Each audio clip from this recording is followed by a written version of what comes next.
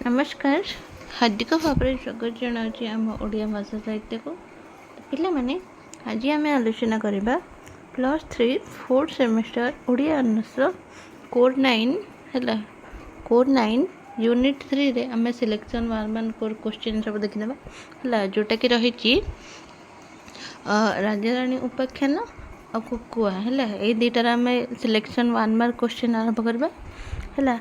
तो जो मैंने भी आम टेलीग्राम चैनल जॉइन करना जाके डिस्क्रिप्शन बॉक्स रे लिंक अच्छी जाके जॉइन करंतु है। तो चलतु बेस डेरी नक आरंभ करवा। तो ये 1 मार्क रे देला प्रथम प्रश्न आश्रय खोजी बुलुथिबा ईश्वर नाटकर नाट्यकार किए है। ऑप्शन ए देला नारायण साहू, ऑप्शन बी विजय शतपथी, ऑप्शन सी विश्वजीत दास, ऑप्शन डी विजय मिश्र। तो सठिक उत्तर कौन हो ना ऑप्शन ए नारायण साहू है।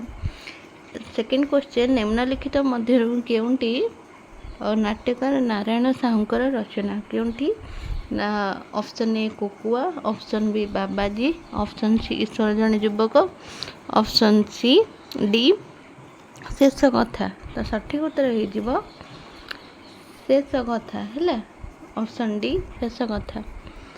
तो ये मु ऑप्शन पढ़ूना ऑप्शन पढ़ले वीडियोटी लेंथली हो जहाँ जो जो क्वेश्चन भी इम्पोर्टाट मु कहबी से सब नोट कर रखी थे है।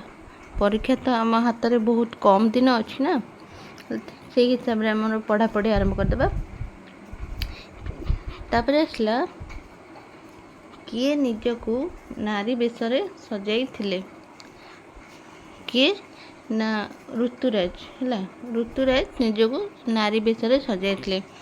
तापर आसला नवीन बाबूंकर कौन हजि जाइथिला बोली खबर कागज रे न्यूज देइथिले कौन ना तांकर पर्स है। ऑप्शन सी पर्स हजि जाइथिला बोली से खबर कागज रे न्यूज देइथिले।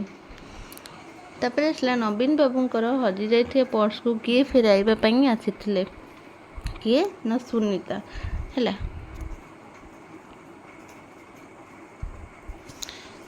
तापर आसला पर्स भितर केते टंका थिला बोली सुनीता कहिछि केते टंका ना 5500 टंका है। ऑप्शन ए 5500 टंका। नवीन बाबू सुनीता को केते टंका रखिबा को कहिथिले केते टंका ना 1000 टंका। ऑप्शन बी 1000 टंका। तापर आसला केते वर्ष तले रमादेवी एमई स्कूल छकरे गोटाए एक्सीडेंट होइथिला बोली विजय ऋतु को कहिछि केते वर्ष ना 5 वर्ष। ऑप्शन ए 5 वर्ष। तापरे 9 नंबर क्वेश्चन केस फाइनल हबा को विजयर केते टंका खर्च होइथिला केते टंका ना 10 लाख। Option D 10 lakh. तापरे से हिंजड़ा एठी रहुछि बोली किए पचारिचंती किए ना नवीन बाबू है। ऑप्शन सी नवीन बाबू। बासंती किन्नर क्यों स्थानर है। बासंती किन्नर क्यों स्थानर ना आग्रा। Option B Agra. तापर आसला मीरा किन्नर केउठारे एमएलए होइथिला केउठारे ना छत्तीसगढ़ है। Option A Chhattisgarh. तापर आसला केबे नाट्यकार नारायण साहू ओडिशा साहित्य एकाडेमी पुरस्कार लाभ करथिले। एटा गोटे इंपोर्टेंट क्वेश्चन नोट कर रखंतु केबे ना 1991 है। 1991 नारायण साहू ओडिशा साहित्य एकाडेमी पुरस्कार प्राप्त। कंसर आत्मा नाट्यकार किए कंसर आत्मा नाट्यकार होचंदी विजय शतपथी। ऑप्शन सी विजय शतपथी। तापर देला निम्नलिखित मध्य केउंटी विजय शतपथींकर नाटक केउंटा ना विषाद मृतर कहानी, राजहंसी ना बाबाजी ना राजाराणी उपाख्यान।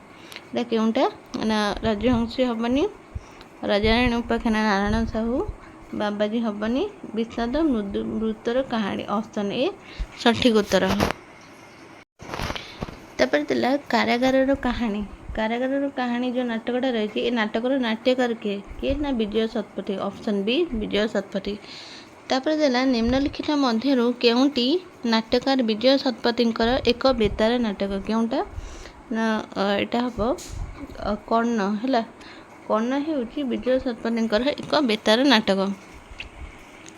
ତାପରେ ଆସିଲା ମଙ୍ଗଳ ଅମଙ୍ଗଳ ବିଲ୍ୱ ମଙ୍ଗଳ ନାଟକର ନାଟ୍ୟକାର କିଏ? ବିଜୟ ଶତପଥୀ। ଅପସନ୍ ସି ବିଜୟ ଶତପଥୀ। ତାପରେ ହେଲା 19 ନମ୍ବର କ୍ୱେଶ୍ଚିନ୍ ନାଟ୍ୟକାର ବିଜୟ ଶତପଥୀଙ୍କ କେବେ ଓଡ଼ିଶା ସାହିତ୍ୟ ଏକାଡେମୀ ପୁରସ୍କାର ପାଇଥିଲେ? କେବେ ନା 1800। ଅପସନ୍ ଏ ସଠିକ୍ ଉତ୍ତର ହେଲା।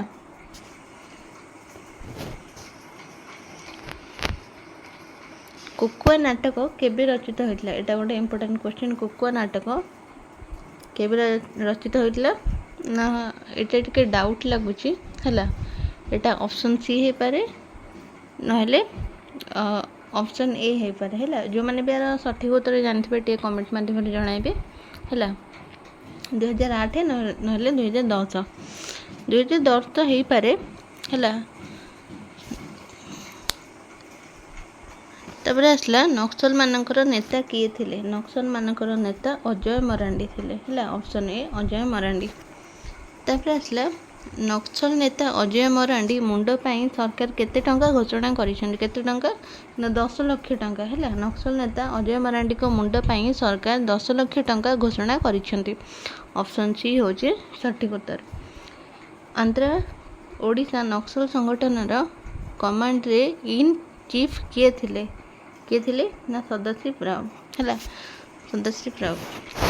ତାପରେ ଦେଲା ଗୋଟିଏ ଶବ୍ଦରେ ଉତ୍ତର ଦିଅ। ଗୋଟିଏ ଶବ୍ଦରେ ଉତ୍ତର ଦିଅ କ'ଣ?